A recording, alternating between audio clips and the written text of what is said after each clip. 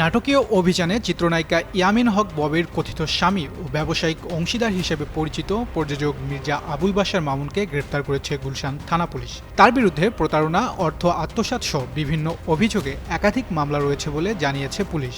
শুক্রবার দিবাগত রাতে রাজধানীর গুলশান এলাকায় একটি বাসায় প্রায় 18 ঘণ্টা অভিযান চালিয়ে তাকে গ্রেফতার করা হয়। চাঞ্চল্যকর এই অভিযানের শেষ পর্যন্ত বাথরুমের ফলস সিলিংয়ের ভেতর থেকে তাকে উদ্ধার করা হয় বলে জানায় আইন শৃঙ্খলা বাহিনী। পুলিশ সূত্রে জানা গেছে, দীর্ঘদিন ধরে পলাতক থাকা মির্জা আবুল বাশার মামুনের অবস্থান সম্পর্কে নির্ভরযোগ্য তথ্য পাওয়ার পর অভিযান চালানো হয়। পরে একটি মামলার বাদীকে সঙ্গে নিয়ে গুলশানের ওই বাসায় তল্লাশি শুরু করে পুলিশ। প্রথমে বাসার বিভিন্ন স্থানে খোঁজাখুঁজি করেও তাকে পাওয়া যায়নি। পরে সন্দেহজনকভাবে বাথরুমের একটি ফলস সিলিং দেখতে পান পুলিশ সদস্যরা।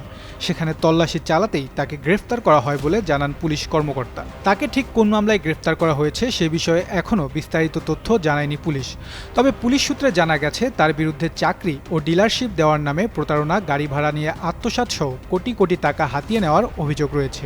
এর আগেও গত বছরের অক্টোবর মাসে একই ধরনের একটি প্রতারণা মামলায় তাকে গ্রেফতার করা হয়েছিল। ঘটনাটি প্রকাশ্যে আসার পর সামাজিক যোগাযোগ মাধ্যমে ব্যাপক আলোচনার সৃষ্টি হয়েছে। নাটকীয় এই গ্রেফতার ঘিরে নানা প্রতিক্রিয়াও দেখা গেছে নেটিজেনদের মধ্যে।